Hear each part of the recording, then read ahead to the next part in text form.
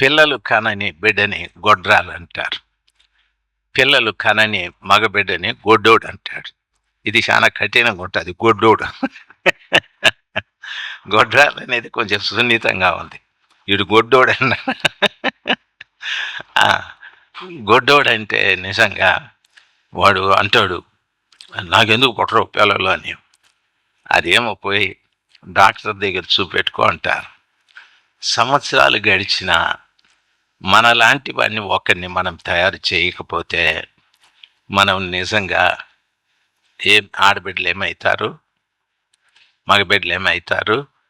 ఎంతమంది గొడ్రాళ్ళు గొడ్డోళ్ళు ఉన్నారు? చేయి పైకెత్తండి. ఏం రా అందరూ కలిసి నా చేయి పైకెత్తించినారు. Very good. నేనే అనుకుందాంలే. ఆ విధంగా ఉంటే ప్రభు చాలా విచారిస్తాడు. ఒక మంద ఉంది, గొర్రెల మంద ఉంది. దానికి ఒక కాపరి ఉంటాడు.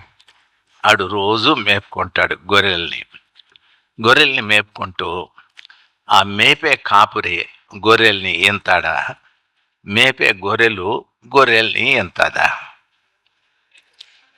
అమ్మా కదా.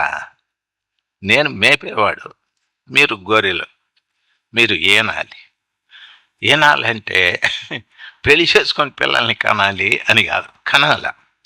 దేవుడు ఎంతమందిని మీకు ఇస్తే అంతమందిని కనాల. మనం ముస్లిం బ్యాచ్లోకి వెళ్ళిపోవాలా, వాళ్ళలాగా కూపలు కనేసేయాల. దేవుడే చూసుకుంటాడు. అవునా కాదా? చాలామంది సిగ్గుపడుతూ ఉన్నారు. ఈ మాట ఒక 5 ఏళ్ళ ముందు చెప్పింటే ఎంత బాగుండు నాకు నాని. ఇప్పుడు ఏమి ఇబ్బంది లేదు. పౌలు గారు, శ్యామ్ గారు ఇంకా వివాహితులు కాదు, వాళ్ళకి అనొచ్చు. వాళ్ళ అనుచరుడు జ్ఞాని కూడా కనొచ్చు. వాళ్ళు ఒకరు ముసి నవ్వుకుంటాం, థ్యాంక్ యూ వెరీ మచ్ అని. Very good. సంతానం అనేది దేవుడిచ్చే ఆశీర్వాదం. అబ్రహాముతో అదే అంటాడు, నేను నిన్ను ఆశీర్వదిస్తాను అంటే గొడ్లు గొర్రెలు డబ్బు ఇవి కాదు. బయటకు వచ్చి ఆకాశ నక్షత్రాలని చూడు, వెళ్ళి ఇసుక రేణువుల్ని లెక్కబెట్టు, అంత సంతానం నీకు ఇస్తాను అన్నాడు. సంతానం అనేది ఆశీర్వాదం. మగబిడ్డ యెహోవా స్వాస్థ్యం. దేవుడిచ్చిన సొంత ఆస్తి మగబిడ్డగా మీ ఇంట్లో ఉన్నాడు. ఆడబిడ్డ దేవుడిచ్చు బహుమానం. మీ కుమార్తెను చూసినప్పుడు అంతా దేవుడు నాకు చక్కటి బహుమానం ఇచ్చాడు అని సంతోషపడాల. వసే పాతవు పో అనకూడదు. నా మాట వినలేదు, కాలు ఇరిగిపోతుంది అనకూడదు. దేవుని బహుమానాన్ని మనం తీర్చినట్లే. మనకు బహుమానం ఇస్తే జాగ్రత్తగా దాన్ని దాచుకొని పెట్టుకొని ఫలానా వాళ్ళు బహుమానం ఇచ్చినారు, ఫలానా వాళ్ళు బహుమానం ఇచ్చినారు అంటాను. దేనికి ఇచ్చినారప్పా అంటే రన్నింగ్ రేస్లో, మ్యూజిక్ కాంపిటీషన్లో, లేకపోతే మ్యూజికల్ చైర్లో, లేక కబడ్డీలో గబాడీలో దేంట్లోనో ఒక దాంట్లో గెలిచినాను కాబట్టి నాకు బహుమానం ఇచ్చినారంటారు. ప్రభు మీరు కూడా ఆయనకు సంబంధించిన విషయాల్లో ఏదో గెలవాలని, ఏదో గెలవాలని కూతుర్ని దేవుడు ఇచ్చినాడు. గెలిస్తే కూతురు దేవుని బహుమానం అవుతాయి, గెలకపోతే కూతురు దేవుని బహుమానము నిన్ను రాసి రంపాన పెడతాది. నిన్ను రాసి రంపాన పెడతాది. అంటది అమ్మ, నాకెందుకే పుడితివి నువ్వు అని పొద్దున్నే ఏడుస్తుంది. కొడుకు దేవుని స్వాస్థ్యం కావాలంటే నువ్వు కూడా గెలవాలి. గెలవకపోతే ఆయన కూడా రాసి రంపాన పెడతాడు. చాలామంది జయ జీవితం లేక కొడుకులు దుర్మార్గులైపోతే ఆ తండ్రులు అంటారు, నా కొడుకు కోసం ప్రార్థన చేయి, నా కూతురు కోసం ప్రార్థన చేయి. ప్రార్థన చేస్తే వాళ్ళు మారరు. నీ జీవితంలో దేంట్లోనో ఓడిపోయావు, భక్తి విషయాల్లో. దానిలో విజయం సాధిస్తే ఆటోమేటిక్గా వాళ్ళు మారే అవకాశాలు ఉంటాయి. నా మాటలు అర్థమైతే ఒకసారి హల్లెలూయా చెప్పండి. హల్లెలూయా. దేవుని పిల్లలు మీరు. ఆ! మీరు ఎంత వయసొచ్చినా దేవుని దృష్టిలో చాలా చిన్న పిల్లలు. ఆ చిన్న పిల్లలకు చెప్పినట్టుగానే ప్రభు లేక చిన్న పిల్లలతో మాట్లాడినట్టుగానే ప్రభు మనతో మాట్లాడుతూ ఉంటాడు. అయితే మనము దురుసుగా ప్రవర్తించకూడదు. చిన్న పిల్లలకి ఓసారి చెప్తాది అమ్మ, రెండోసారి చెప్తాది, మూడోసారి అంటది దగ్గరికి పోయి, నాన్నా అట్లా కాదు కొడుకు, ఇట్లా అని చెప్తాది. వా వాడు అది అనకపోతే టాప్పని ఒకటి కొడతాది. అప్పుడు అంటాడు, చెప్పింది వినవా అని నాలుక అడ్డం గరుచుకొని చెప్తే అప్పుడు వానికి భయం వస్తుంది. ఏదైనా చెప్తే వెంటనే వాడు చేస్తాడు. ఎందుకో తెలుసా? టప్పని పడింది కాబట్టి. ఆ, అప్పుడప్పుడు మనకు టప్పు టప్పు దెబ్బలు పడతా ఉంటాయి. అది ఏందోలే అనుకుంటాం.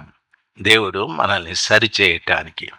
దేవుని పిల్లలు భక్తిగా పెరిగేది నేర్చుకోవాలి. అమ్మను నాయన్ని ఎప్పుడు బాధ పెట్టకూడదు. అమ్మను నాయన్ని ఏ విషయంలో కూడా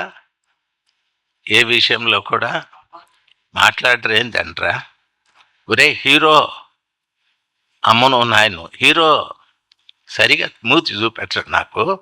అమ్మను నాయను ఏ విషయంలో కూడా బాధ పెట్టకూడదు. కొన్ని రోజులు అయినాక అంటారు, ఏ నువ్వు చెప్పినట్టు వినాలనా, అసలు నీకేం తెలుసు అని అంటాడు బిడ్డ. నాయనకి ఎన్నో అనుభవాలు ఉంటాయి. నాయన ఎన్నో కష్టాలు గుండా వచ్చి ఉంటాడు. నువ్వు వేసుకుండే చొక్కాయి కొనేకి ఎన్ని తంటాలు పడి ఉంటాడో తెలుసా? నువ్వు వేసుకుండే ప్యాంటు, నువ్వు వేసుకుండే దీన్ని ఏమంటారు, ఆడబిడ్డలు టాపు టాపు కొనేకి ఎన్ని తంటాలు పడి ఉంటారో తెలుసా? రాత్రంతా ఆలోచించి ఉంటారు, పగలంతా ఆలోచిస్తారు, వారం రోజులు 10 రోజులు ఆలోచించి నా బిడ్డకి ఇది ఉంటే బాగుండు, అది ఉంటే బాగుండని ఎట్లో గట్లా కష్టపడి ఇస్తారు. అటువంటి తల్లిదండ్రుల్ని దుఃఖపెట్టనే యో మౌత్ ఓపెన్ బై, దుఃఖపెట్టకూడదు. ప్రతి బిడ్డ కూడా తల్లి తండ్రికి ఎంత విధేయత చూపెడితే అంత మంచిది. బైబిల్ ఏవో చెప్తాది, నీ తల్లిని తండ్రిని సన్మానించుము, అప్పుడు భూమి మీద నీవు దీర్ఘాయుష్మంతుడైతావంటాడు. అది ఓ చక్కటి సంబంధం. అమ్మ నిన్ను కనేకి ఎంత ప్రయాసపడిందో, చచ్చిపోతాదేమో అనుకుంది. నేను చచ్చినా పర్వాలే, నా బిడ్డకు నేను జన్మనివ్వాలా అనుకొని తెగించి నిన్ను కన్నది. అస్సలు డాక్టర్ అన్నాడు బిడ్డ అడ్డం తిరిగింది అంటాడు. డాక్టర్ అంటాడు బిడ్డ ఉమ్మ నీరు తాగేసింది అంటాడు. నతానీయేలు అన్న కూతురా, ఒక్క మాటినద్దు, నువ్వు ఆడుకో, బయట నా కూర్చొని ఆడుకోమ్మా. మీ నాయన మీ అమ్మ చాలా మంచోళ్ళు, నువ్వు వాంతో ఆడుకుంటా కూర్చున్నావు. విను, దేవుని పిల్లలు బాగా వినాలి. ఎంత కష్టపడుతుందో తల్లి, ఆ రీతిగా ఉమ్మ నీరు తాగేశాడంటాడు. ఎంత దేవునికి మరిపెట్టుకుంటుందో, ప్రభా నాకు గర్భం ఇచ్చావు, సుఖమైన ప్రసవమే నాయన, నాకు ఉమ్మనీరు లేదంట, రక్తం లేదంట, నాకు బీపీ అంట, అయ్యో నా బిడ్డకి ఏమవుతుందోనని ఎంత ఏడ్చింటుందో తల్లి, ఎంత ఏడ్చింటాదో. తండ్రి ఎంత బాధపడతాడో. 9 మాసాలు గర్భంలో ఉన్న బిడ్డని నేను కళతో చూడకపోతే నా బ్రతికేంది అని ఎంతగా దేవుని దగ్గర ఏడ్చి ఉంటాడో. అమ్మ నాయన అనే స్థానం చాలా గొప్పది, చాలా గొప్పది. ఆ విలువని వాళ్ళని ఎప్పుడూ సంపాదించుకోలేము. అమ్మ చచ్చిపోతే ఎవరిని అమ్మ అంటావో చెప్పు, నాయన చచ్చిపోతే ఎవరిని నాయన అంటావో చెప్పు. భార్య చనిపోతే ఇంకో భార్యను చేసుకోవచ్చు, భర్తను చనిపోతే ఇంకో భర్తను చేసుకోవచ్చు. అమ్మ నాయన అనేది చాలా విలువైనది. వారిని ఎప్పుడూ దుఃఖపెట్టకూడదు. ఎప్పుడు ఏ పరిస్థితుల్లోనూ దుఃఖపెట్టకూడదు. నీకు నిజంగా చేతనైతే ప్రతిరోజు ఉదయం లేస్తానే అమ్మ నాయన కాళ్ళకు దండ పెట్టండి. దేవుడు మిమ్మల్ని అత్యధికంగా దీవిస్తాడు. ఆ జీవితం మీకు రావాలా, ఆ అనుభవంలోకి మీరు రావాలా. అంతేకాని 10 దాకా పడుకొని అమ్మా నాకు టిఫిన్ ఏం చేసినావు, ఉప్మా చేసిన కొడుకు అంటే నువ్వు తిను, నాకు నాకు టిఫిన్కి డబ్బులు చెప్పకూడదు. ఇంట్లో ఏముందో అదే తినాల, అమ్మ ఏం పెడుతుందో అదే తినాల. అంతేగాని అమ్మ నాయన నీకు తక్కువగా పెట్టాలని కాదు, వాళ్ళ స్తోమత కొద్దీ పెడతారు. వాళ్ళ స్తోమత కొద్దీ. ఎప్పుడు అమ్మ కంట్లో నాయన కంట్లో నిన్ను గుర్చి కన్నీళ్ళు రాకూడదు. అమ్మ నాయన ఏడిస్తే నీ భవిష్యత్తు ఏమైపోతుందో తెలుసా? పసిఫిక్ మహాసముద్రం లాగా అయిపోతుంది. ప్రపంచంలో ఉన్న సముద్రాలన్నింటిలో పసిఫిక్ సముద్రం చాలా లోతయింది.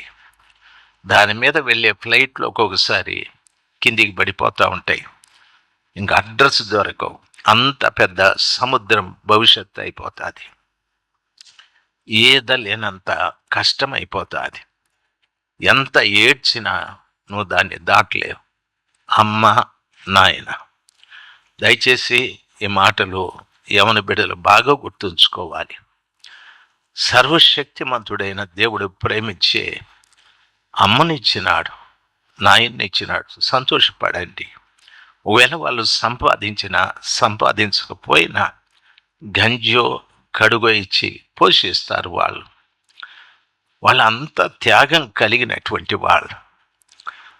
ఒకవేళ నాయన లేడు, అమ్మకు పూర్తిగా లోబడాలి. ఒకవేళ అమ్మ లేదు, నాయనకు పూర్తిగా లోబడాలి. ఆ విధంగా మీరు పెరిగితే నా దేవుడు అంటాడు, నేను మిమ్మల్ని ఆశీర్వదిస్తాను, దీర్ఘాయుష్మంతులుగా చేస్తాను. దేవుడు అంటాడు దీర్ఘాయుష్మంతులుగా. దీర్ఘాయుష్లో ఏముందంటే ఆరోగ్యం ఉంది, ఆహారం ఉంది, ఆర్థికం ఉంది, ఇల్లు ఉంది, ఆత్మీయత కూడా ఉంది. 5 సులభంగా మనకు దేవుడు అనుగ్రహిస్తాడు. 5ంటిని సులభంగా దేవుడు ఇస్తాడు. దేన్ని బట్టి? అమ్మ నాయన్ను గౌరవించడం వల్ల. అమ్మ నాయన్ను గౌరవించడం వల్ల. ఓసారి మీరు వెనక్కి తిరిగి చూడండి, ఎన్ని జతల బట్టలు కొనిచ్చి ఉంటాడో, ఎన్ని జతల చెప్పులు కొనిచ్చి ఉంటాడో. నిజంగా నాకు అనిపిస్తుంది, అమ్మ నాయన్ను తిరస్కరించేవాడు ఒక వెర్రివాడని నేను అంటాను. పిచ్చోడోడు, పిచ్చిది. అమ్మ నాయన్ని అర్థం చేసుకొని పిల్లలు పిచ్చోళ్ళు. వాళ్ళ ఆ పిచ్చితనానికి మందే లేదు. ఆఖరికి వాళ్ళు భ్రష్టులు అయిపోతారు. మీరు ఆ రీతిగా కాకూడదు. ఈ మందిరంలో మీరున్నారు కాబట్టి మందిరంలో నేను చెప్పే ఈ మాటలు జాగ్రత్తగా వినాలి. పొరపాటును కూడా అమ్మను నీకేం తెలుసు, అసలు నీకు బుద్ధి ఉందా అంటూ ఉంటారు. అమ్మకు బుద్ధి లేకపోతే నిన్ను ఇంత చక్కగా పెంచేదా చెప్పు? నాయన అంటారు నీకేం తెలుసు, నేను చదువుకున్నాను, నీకేం తెలుసు అంటారు. నీ చదువు, ఆయన అనుభవం ఎందుకు పనికిరాదు. ఆయన అనుభవం ఎంతో గొప్పది. ఎన్నో చూసుంటాడు, ఎన్నో చేసి ఉంటాడు. కాబట్టి నా మనవి, అమ్మ నాయన్ను గౌరవించే బిడ్డలు దీర్ఘాయుష్మంతులుగా ఉంటారు.